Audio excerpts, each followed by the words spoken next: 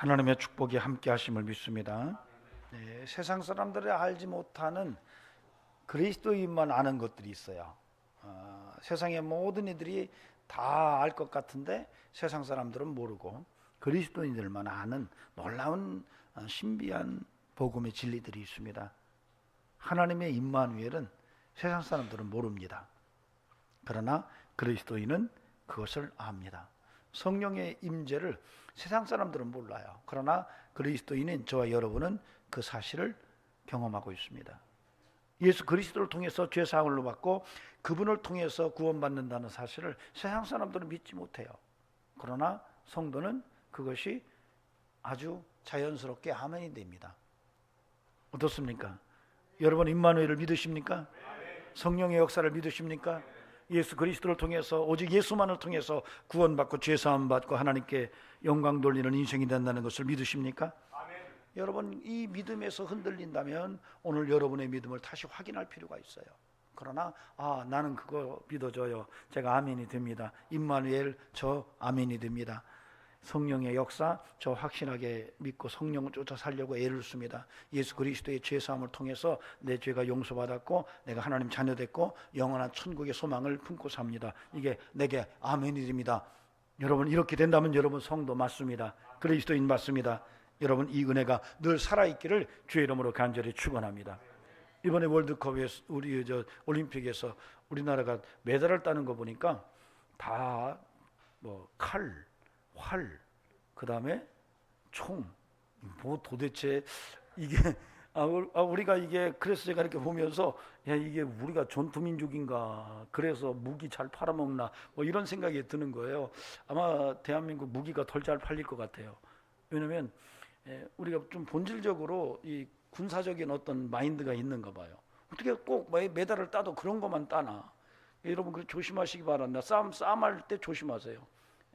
어떤 방송사에서 그런 멘트를 넣으니까 어떤 사람이 거기에다가 글을 썼어요. 건드리지 마라. 순한 것 같아도 화나면 무섭다. 여러분 그런데 우리가 이제 그런 걸 보면서 우리가 십자가 군사이라는 것도 잊어서는 안 됩니다.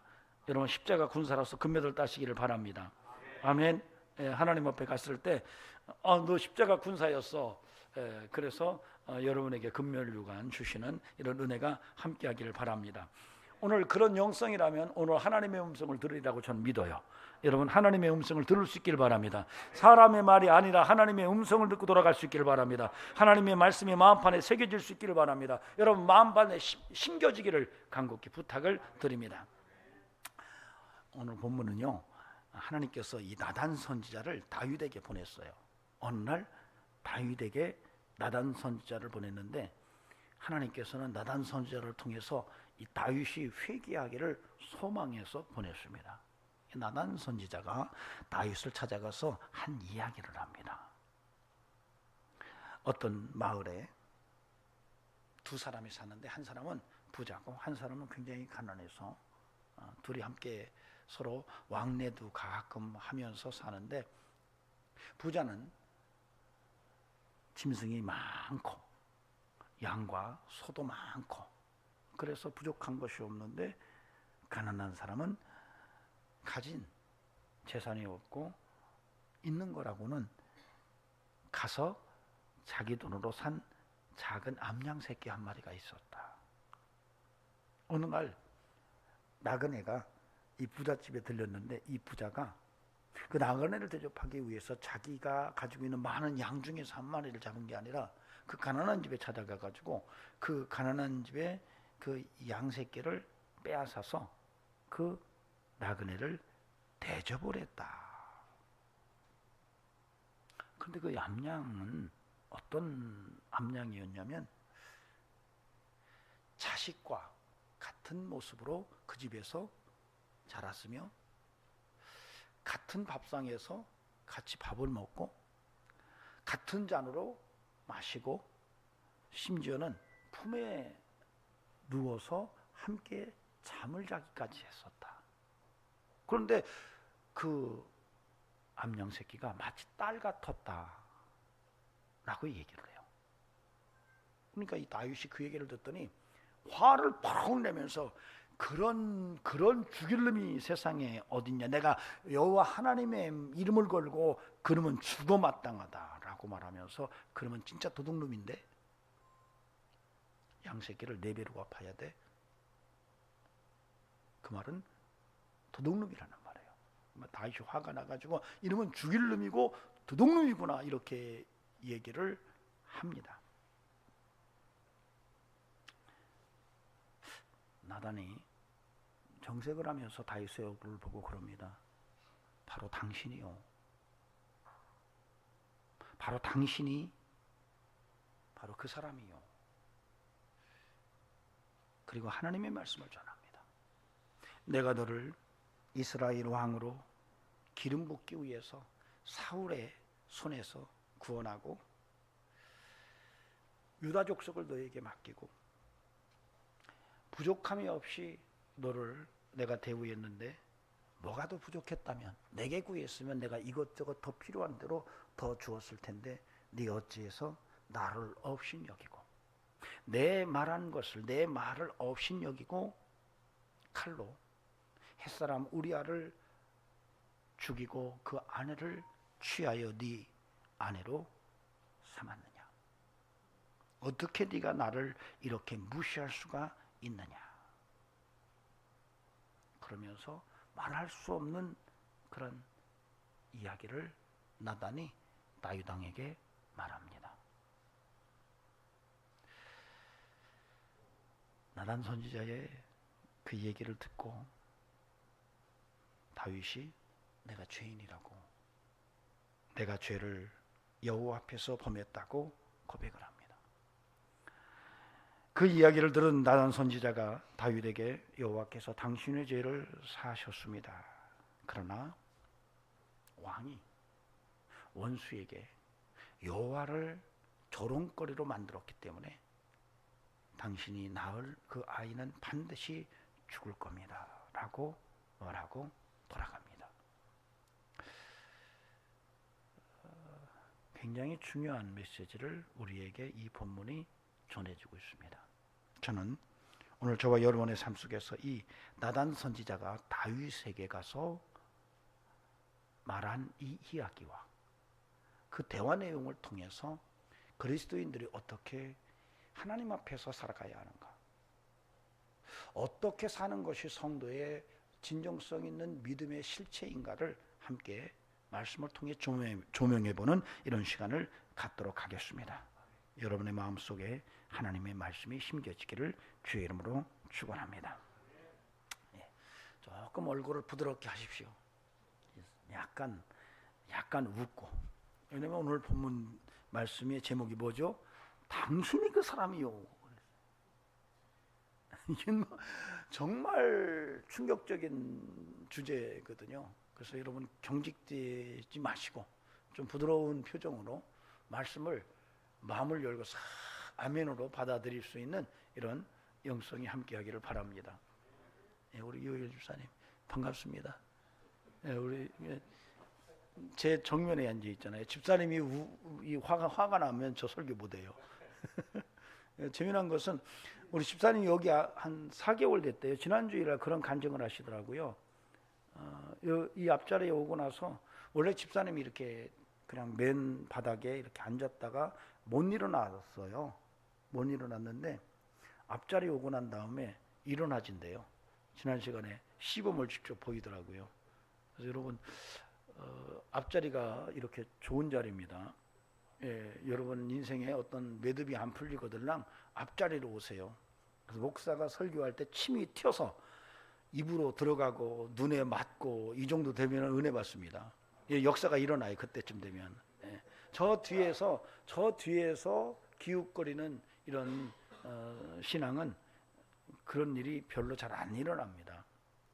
우리가 이제 아프리카에서 이 야생 동물들이 막 지나갈 때 이게 뭐 사자나 하이에나가 뭐 누떼나 그 여러 가지 이제 초식 동물들을 잡아먹습니다. 여러분 잡아먹을 때 어떻게 잡아먹는지 아십니까? 먼저 쫓습니다.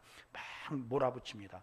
막 몰아붙이면 그들이 막 뛰어가는데 그 중에 잘 못 뛰고 변두리로 엉뚱한 길로 가는 고놈을 잡아먹습니다.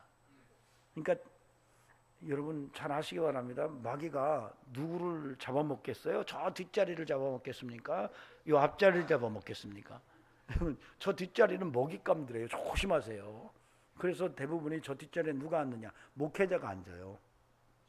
목회자가 앉아가지고 부사역자들이 저 뒤에 앉아가지고 하는데 성도들이 저 뒷자리에 앉았다가 잡아먹힙니다.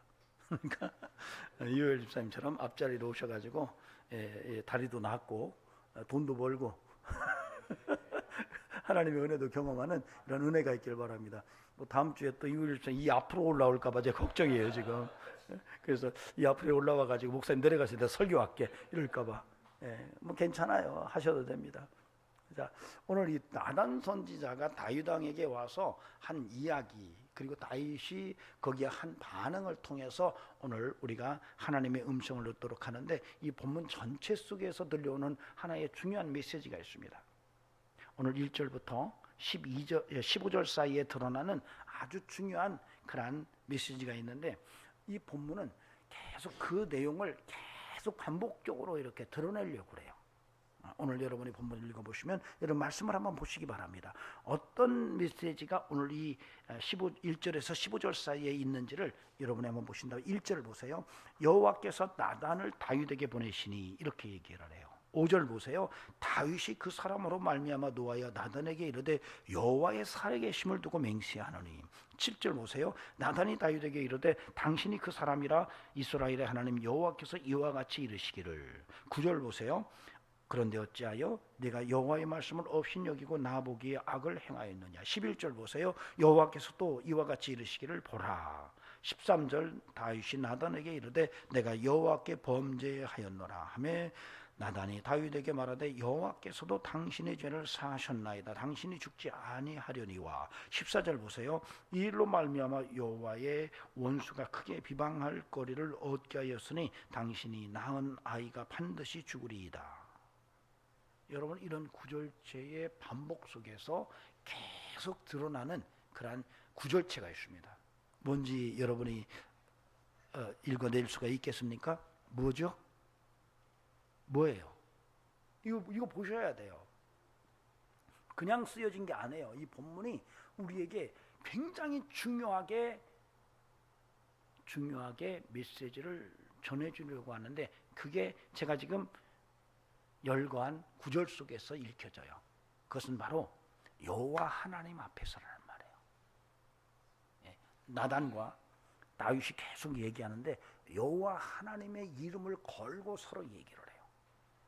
이야기를 진행하는 과정 속에서 여호와 하나님의 이름 앞에서 둘이 대화를 하는 것을 오늘 우리가 분명하게 볼 수가 있습니다.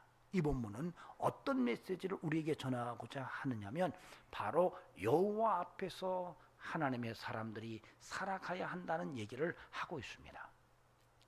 여러분의 삶이 그러합니다.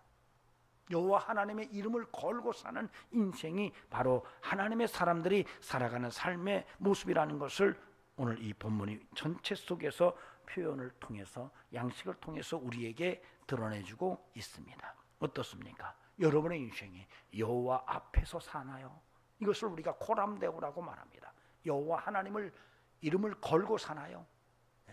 그가 어떠하든지 여호와 하나님의 이름을 붙들고, 그 십자가를 붙들고, 예수 그리스도를 붙들고, 그 이름을 붙들고 믿음으로 사는가라고 하는 진단이 오늘 이 본문 속에서 드러나고 있다는 거예요.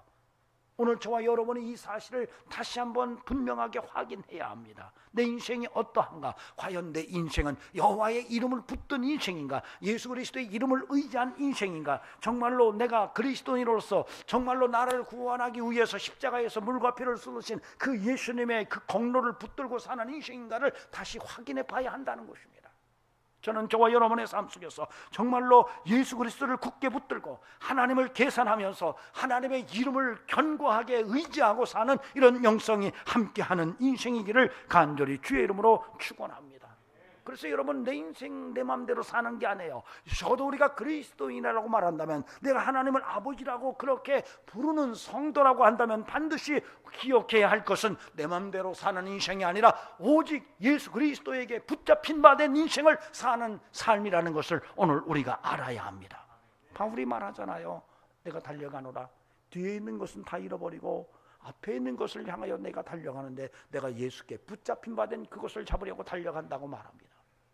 예수에게 붙잡힌 인생이라는 거죠. 여러분, 그 삶을 사모했던 거죠. 여러분, 우리가 말씀에 붙잡힌 인생이 되어야 된다는 거죠. 하나님의 말씀에 붙잡힌 인생, 정말로 예수 그리스도의 이름에 붙잡힌 인생, 이 인생이 바로 그리스도인들이 살아내야 할 삶의 모습이라는 것을 오늘 우리가 분명히 깨달아야 됩니다. 이 본문은 나단과 다윗 왕이 서로 대화를 하는데, 그 대화 내용 속에서 끊임없이 반복적으로 드러나는 것이 여호와의 이름이에요. 여호와의 이름으로 말하고, 여호와의 이름으로 맹세하고, 여호와의 이름으로 내가 그렇게 회개한다라고 말하는 내용들이 본문 속에서 계속 이어져 나갑니다. 이렇게 문학적 양식으로 우리에게 다가오는 까닭은 바로 그 본문이 우리에게 너희가 인생을 살아가는 것은 바로 여호와의 이름, 즉 코람데오의 인생이어야 한다는 것을 우리에게 말하고 싶었던 거예요. 그러므로 저는 부탁을 드립니다. 여러분의 인생 속에 항상 여호와의 이름이 함께하기를 바랍니다. 바로 이게 임마누엘이에요. 여호와의 이름이 함께하는 인생, 이게 임마누엘이에요. 여러분, 예수님의 이름이 함께하는 인생, 이게 임마누엘의 인생이에요. 여러분, 여기서 예수님의 이름을 뺀다면, 내 인생 속에서 여호와의 이름을 뺀다면 나는 아무것도 아닌 거예요. 여러분, 이 사실, 놀라운 이 진리를 우리가 붙들고 믿음으로 사는 인생이어야 돼요. 여러분, 저와 여러분에게 이런 은혜가 살아있기를 바랍니다. 여러분, 요셉의 인생에서 여호와의 이름을 뺀다면 무엇이 남을까요? 형제들에게 인신매매돼서 말할 수 없는 처참한 외국에서 노예 생활하다가 길거리에서 그만 객사하는 인생일 수밖에 없어요. 요셉의 인생에서 하나님을 뺀다면 그래요. 여러분, 다윗의 인생에서 하나님을 뺀다면 그는 시골 한 마을에 목동으로 살다가 목축업자로 인생을 마쳤을 법한 삶이에요. 다윗의 인생에서 하나님을 뺀다면 그래요. 베드로의 인생에서 예수님을 뺀다면 어떤 인생일까요? 여러분, 베드로는 그냥 갈릴리 호숫가에서 물고기 잡아서 팔던 수산업자에 불과했을 거예요.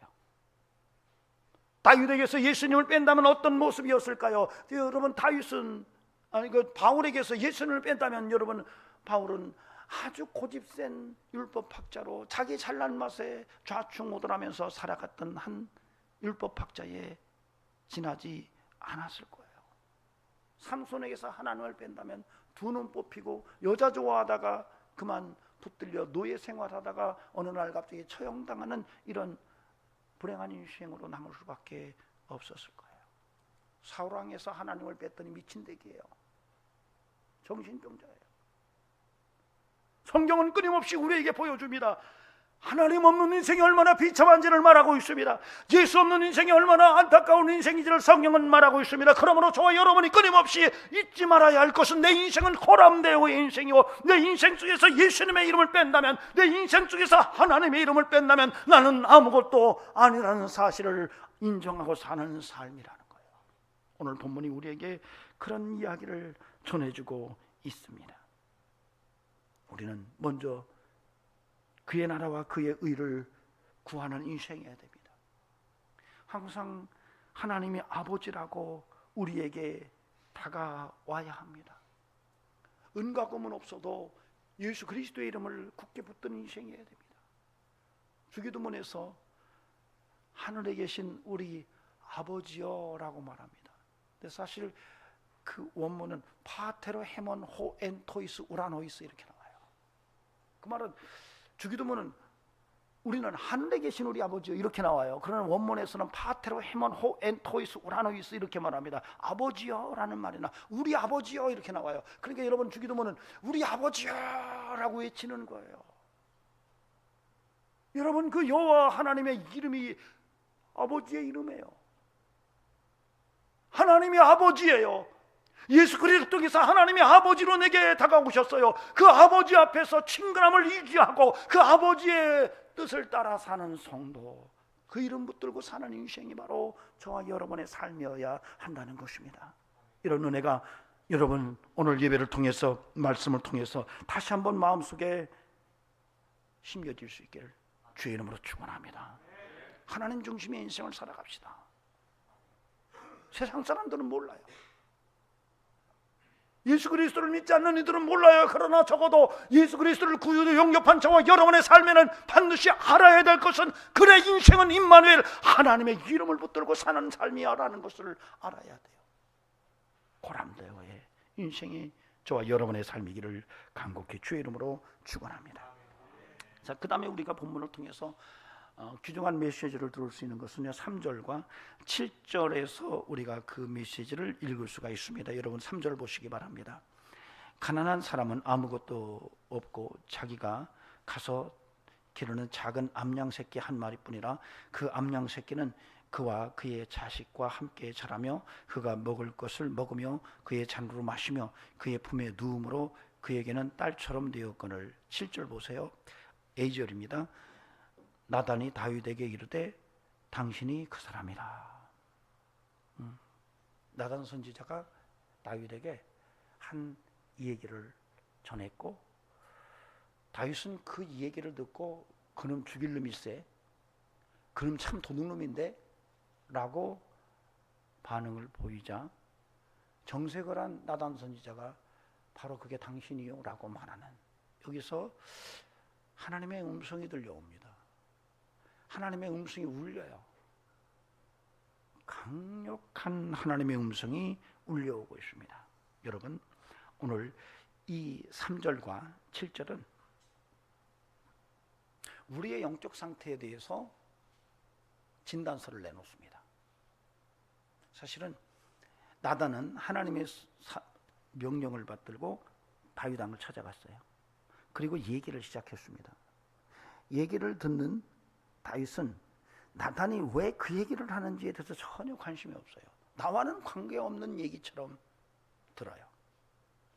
근데 오늘 이 3절을 보면은, 3절을 들을 때 여러분 독자들은 이 3절을 읽으면서 이게 좀 특이한데, 만약에 다윗이 굉장히 영민한 사람인데 감각이 무뎌지지 않았더라면은 나단 선지자가 하는 말을 들으면서 그거 왜 이야기가 좀 이상한데 그거 왜 나한테 하는 거야? 이 얘기를 물었을 텐데 다윗은 전혀 그러지 않고 오히려 어떤 놈이야 그놈? 그놈 정말 죽일 놈이네. 그놈 도둑놈인데 이렇게 반응을 하고 있다는 거예요. 그리고 그런 반응을 본 나단이 바로 당신이라고 지적을 하는 본문이에요. 여기서 들려오는 얘기는요, 영적 감각이 무뎌졌을 때 어떤 현상이 드러나는가? 우리가 영적으로 감각이 무뎌지면 내게서 어떤 현상이 나타나는가를 진단할 수 있는 굉장히 중요한 메시지를 우리에게 이야기합니다. 사실은 나단 선지자가 다윗에게 암양 새끼에 대해서 이야기를 합니다.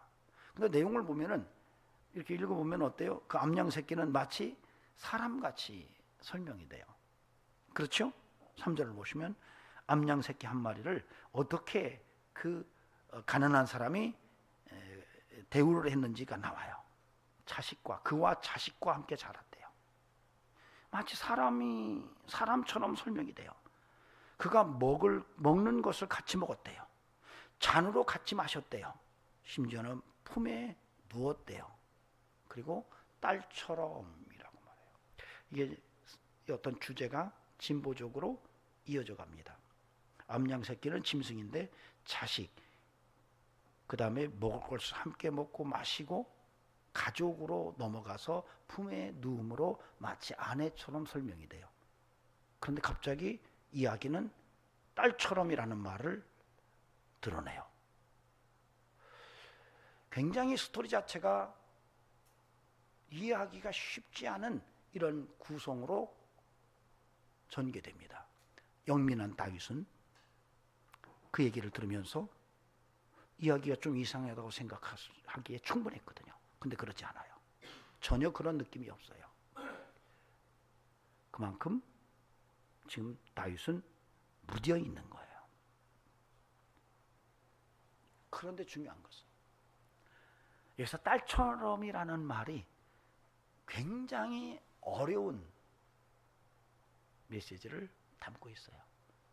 히브리 말로 이게 딸이라는 말이 바트예요. 바트. 나단 선지자는 지금 무슨 얘기를 다윗에게 하고 싶었는지를 드러내요. 당신 왜 밧세바를 아내로 도둑질하고 그 남편을 죽였는지를 묻는 거예요. 그런데 왕에게 그 얘기를 직접 말하기에는 너무나도 부담스러웠던 거예요. 그래서 한 얘기를 꺼내는 거예요. 좀 알아들으라고. 당신이 영민하니까 좀 내 얘기를 알아듣고 그 얘기를 들은 후에 당신이 좀 회개하라고, 하나님께로 돌아오라고 이야기를 하는데 못 알아듣는 거예요. 바트라는 말을 듣는 순간에 다윗은 철렁했어야 되거든요. 밧세바 할 때 바트라는 말이 거의 유사하게 등장할 때 밧세바라는 말을 아무도 모를 줄 알았는데 선지자가 와서 바트라고 말할 때에 다윗은 가슴을 칼로 치는 것처럼 억소리를 내야 되는데 다윗이 전혀 그런 모습을 보이지 않는다는 거예요. 이것은 뭐예요? 영적 감각이 부대졌을 때 하나님의 음성이 와닿지를 않는다는 거예요. 바로 당신이라는 말을 직접적으로 듣고 난 다음에 다윗이 그때서야 꿈에서 깬 듯이 화들짝 놀라서 회개를 해요. 여러분이 영적으로 정말 민감하게 사는 성도이기를 바랍니다.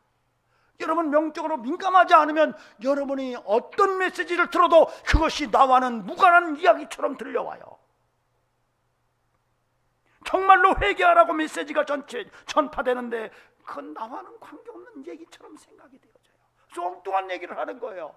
지금 나단 선지자는 와서 한 이야기를 통해서 다윗 왕이 정말로 왕이 정말 체면을 가지고 회개하기를 원하는 마음으로 이야기를 던지고 있는데 전혀 거기에 대한 감각이 없어요. 영적인 문둥병에 걸렸기 때문에 회개는커녕 그놈이 어떤 놈이냐고, 그놈 죽일 놈이라고, 그놈 도둑놈이라고 도리어 역성을 내요. 여러분 성도가 신앙생활하면서 여러분 말씀을 듣습니다. 말씀을 들을 때 어떤 이들은 그래요. 야, 오늘 말씀 목사님 말씀 참 은혜가 된다. 야, 우리 남편이 들어야 되는데 저 말씀은 이렇게 생각을 해요. 아, 이 말씀은 이 집사가 들어야 되는데 왜 오늘 하필이면 그날 빠졌어, 이렇게 나와요. 지금은 그런 얘기예요. 여러분 설교를 들으면서 주님 저 얘기가 내 얘기예요. 주님 이 얘기가 내 얘기예요. 주님 용서하세요라고 그 마음을 찢고 하나님께 나가는 것이 아니라 야, 이것 봐라. 야, 이건 우리 남편이 들어야 되고 우리 아내가 들어야 되고 이것은 이 집사가 들어야 되고 김 집사가 들어야 되고 박 권사가 들어야 되고 이렇게 얘기를 하는 거예요. 영적 감각이 무뎌져서 그러는 거예요.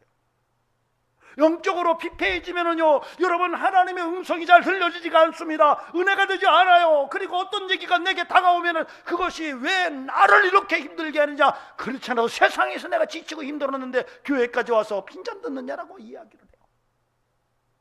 만약 여러분이 그런 반응을 보인다면 여러분은 지금 다윗과 같은 현주소에 서 있다라고 보시면 틀리지 않아요. 여러분은 어떻습니까? 하나님의 음성을 듣고 그 음성을 예민하게 받아들이고 하나님 앞에 주님, 제가 바로 죄인입니다, 이런 영적 감각을 가지고 살아가시나요? 남의 얘기가 아니에요. 우리는 자꾸 남의 얘기라고 생각해요. 다윗이 그 얘기가 남의 얘기라고 생각한 거예요. 그런데 안 해요. 나는 지금 다윗 왕에게 하는 얘기였거든요. 여러분 목회자가 설교를 하는데 그것이 남의 얘기가 아니에요. 우리 모두의 얘기예요. 여러분 저 자신에게도 해당되는 말씀이고요. 그 말씀 앞에서 겸손하고 가슴을 찢고 회개하는 영성이 오늘 저와 여러분의 삶 속에서 살아있기를 간곡히 부탁을 드립니다. 영적 감각이 무뎌지면 하나님의 음성이 안 들려요. 영적 감각이 피폐해지면 회개가 나오지 않아요. 여러분 그리스도인들이 가장 잘해야 되는 것 중에 하나가 회개예요. 오늘 본문에서 오늘 저와 여러분이 분명히 깨달아야 될 것은 내가 예수 믿는 성도로서 그래 영적 감각이 살아 있어야 되고 하나님의 음성 앞에 민감하게 반응해야 되겠구나. 이런 귀한 믿음이 살아있기를 간곡히 부탁을 드립니다. 그런데 중요한 것은 이 나단 선지자가 참 독특하고요. 또 그럼에도 불구하고 다윗이 굉장히 위대하다는 것을 이 본문을 통해서 우리는 좀 알 수 있습니다. 사실 나단 선지자에 대한 이야기는 성경에 많이 나오지는 않습니다. 그럼에도 불구하고 굉장히 중요한 어떤 중요한 사건을 연결시켜서 이끌어가요. 특히 다윗과의 관계 속에서. 사실 어느 지파인지, 나이가 몇인지, 어느 지역 사람인지 언급이 없어요. 뭐 그 당시에 또 문서를 남긴 선지자도 없지만 어떻든 남긴 문서도 없어요. 그러니까 배경이 전혀 설명되지를 않아요. 그럼에도 불구하고 놀라운 것은 다윗에게는 굉장히 중요한 두 사건을 연결시켜서 관계를 갖게 해요. 즉 성전을 지을 때에 나단 선지자가 개입을 합니다. 그리고 다윗 왕의 후계인 솔로몬을 왕으로 세울 때 이 나단 선지자가 계획을 합니다. 그러니까 다윗의 인생 속에서 그리고 성경 전체 속에서 굉장히 중요한 두 사건에 이 나단 선지자가 적극적으로 개입을 해요. 즉 성경 건축하는 문제에 깊이 개입을 하고 다윗 왕의 후계자인 솔로몬이 왕위를 얻는데 깊이 개입을 해요. 그런데 제가 보면은 그럼에도 불구하고 굉장히 예의 바른 사람이에요. 왕에게 어떤 이야기를 전하러 가는데 왕이 깨닫도록 최대한 배려를 하면서 왕에게 다가가요. 그럼에도 불구하고 그렇게 조심스러움에도 불구하고 어떤 상황에 딱 들어가서는 아주 칼 같은 말로 비수처럼 들이대요. 당신이라고. 근데 다윗보다 나단은 어려요. 나중에 다윗이 나이 들어서 후계자를 구할 때 나단은 그때 건강하게 솔로몬을 왕위로 등극시키는 일에 개입을 해요.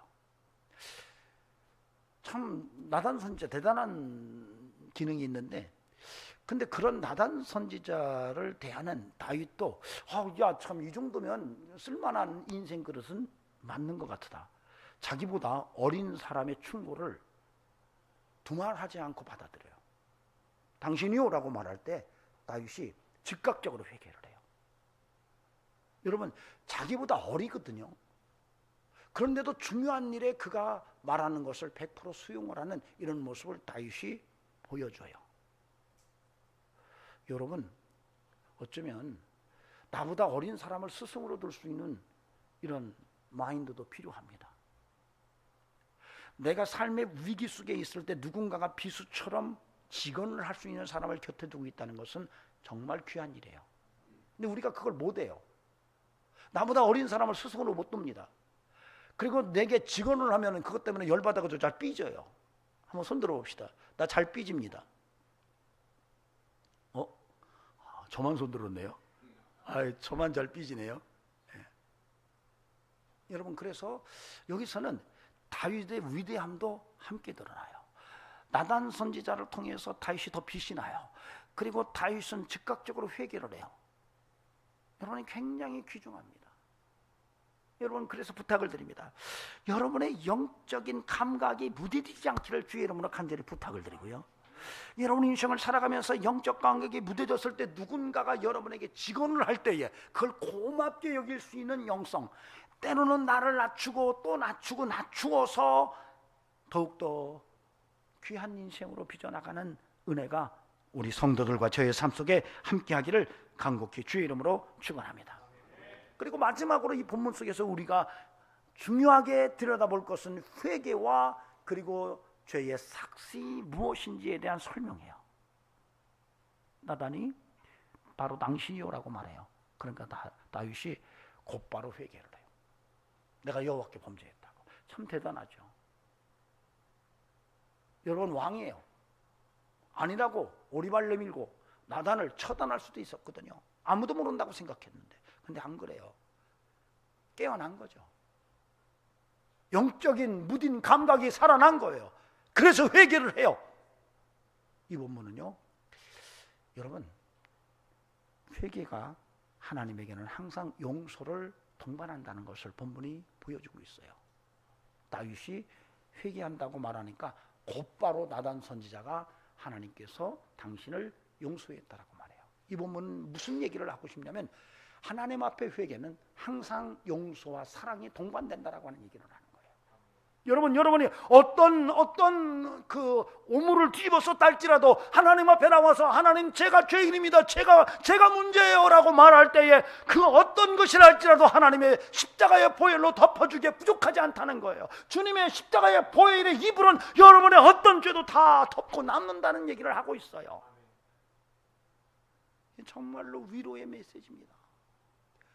여러분의 인생의 삶 속에서 어떤 허물이라 할지라도 하나님 앞에, 하나님, 제가 죄인입니다, 내가 문제입니다 라고 말할 때에 거기에 하나님의 용서와 사랑이 덮어진다는 얘기를 하고 있는 거예요. 여러분, 이 은혜를 덮고 살 수 있기를 바랍니다. 여러분, 우리의 인생은 하나님의 은혜를 덮고 사는 인생일 때 가장 평안한 거예요. 여러분, 몸부림치려고 하지 마세요. 뭔가를 찾으려고 동서남북으로 뛰어다니지 마세요. 하나님의 은혜의 이불을 덮으시기 바랍니다. 하나님께 나가서 여러분 정말 문제가 저였어요 라고 말하면 여러분, 하나님은 여러분을 덮어주세요. 예수 그리스도의 십자가의 보혈로 덮어주셔서 여러분을 살리세요. 생명의 역사로 인도하십니다. 그런데 여기서 끝나지는 않아요. 나단은 다윗에게 그렇게 말해요. 당신의 행동이 하나님의 영광을 가렸기 때문에, 하나님을 우습게 만들었기 때문에. 그렇죠? 다윗이 하나님을 업신여기고 하지 말라는 이상한 짓을 했거든요. 여러분, 한번 생각해 보세요. 정말 믿음 좋고 정말 틀림없는 하나님의 사람이라고 생각했는데 그가 은밀하게 저지른 죄를 보니까 이건 뭐 상상이 안 되는 거예요. 하나님이 거기에 화가 난 거예요. 결국은 하나님이 우롱받는 일을 다윗이 한 것에 대한 책임을 물어요. 그래서 그 일로 인해서 태어날 아기가 반드시 죽을 것이라고 말해요. 여러분, 이것은 우리가 분명하게 알아야 됩니다. 우리가 하나님 앞에 회개하고 나갈 때에 하나님의 용서의 이불이 우리를 덮어줄 때 우리는 자유를 얻습니다. 그래서 우리는 삶의 죄로 인해서 얻는 죄책으로부터 자유하고 정말로 죄로부터 자유하는 인생이 가능합니다. 그럼에도 불구하고 우리는 그 지은 죄의 뒤처리는 우리가 감당해야 될 부분이 있다는 거예요. 그 뒤처리까지 하나님께서 치워주지 않는다는 거예요. 다윗은 그 아들이 죽을 것이라고 하는 얘기를 듣습니다. 여러분, 그 뒤처리는 심은 대로 거둔다는 거예요. 하나님의 사랑으로 자유는 얻었지만은 그 지은 죄로 인한 결과물은 다윗이 책임져야 된다는 것을 이 본문이 얘기해요. 그래서 죄가 굉장히 우리에게 조심스러운 거예요. 인생 막 살지 마시기 바랍니다. 인생 막 사는 게 아니에요. 내가 지은 죄 때문에 기도원 가서 기도하고 자유 얻었어요. 여러분, 그것이 다가 아니라는 거죠. 여러분, 그 다음부터 내가 지은 죄로 인해서 일어난 모든 결과물은 또 내가 감당해야 될 부분이 있다는 것을 이 본문이 우리에게 이야기하고 있습니다. 그러나 그 일을 감당해낼 수 있는 능력도 하나님이 주실 줄로 믿습니다. 오늘 저와 여러분의 삶 속에서 끊임없이 이제는 영적 감각이 무뎌지지 않는 은혜가 있기를 바라고요. 항상 하나님의 이름을 연결해서 사는 지혜가 함께하기를 주의 이름으로 간절히 축원합니다. 회개의 소중함을 좀 깨닫고 회개 속에 은혜가 있는데 바로 하나님의 사랑과 용서가 항상 동반된다는 것을 깨닫고 항상 주 안에서 믿음의 회개를 이루면서 하나님께 영광 돌리는 회복의 인생을 살아내고 끝까지 주의 은혜로 말미암아 삶을 승리로 만들어가는 축복의 역사가 있기를 주의 이름으로 간절히 축원합니다. 기도하시겠습니다. 하나님 감사합니다. 아버지 하나님께서 우리의 인생이 하나님 중심의 인생이 되게 하시고, 아버지 하나님 영적 민감성이 떨어지지 않도록 늘 깨어있게 하시고, 아버지 하나님 회개의 중요성을 깨달을 뿐만 아니라 회개에는 용서가 따라온다는 사실을 믿어 늘 하나님 앞에 무릎으로 회개하는 영성으로 살아가게 하옵소서. 내가 심은 것을 거두는 이 하나님의 창조 원칙을 잃어버리지 않게 하시고 늘 주 안에서 하나님 앞에 바르게 거룩한 백성답게 살아가는 성도 되게 하옵소서. 그럼에도 불구하고 이 모든 것에 복음의 은혜가 있는 줄로 믿습니다. 아버지 하나님, 모든 것이 합력하여 선을 이루는 줄로 믿습니다. 하나님께로 돌아가기만 한다면 희망이요 소망이 넘쳐나는 인생인 줄로 믿사오니 오늘도 하나님 그 은혜 속에서 승리의 삶을 살아갈 수 있도록 주여 도와주시고 역사하여 주시옵소서. 이제는 우리 구주 예수 그리스도의 은혜와 하나님 아버지의 살아계심과 성령님의 역사하심이 오늘도 믿음으로 하나님 앞에 내 신앙의 옷깃을 여미며 새롭게 도전받는 인생이 되기를 원하는 귀한 심령들에게 영원토록 함께 하시기를 간절히 축원하옵나이다. 아멘.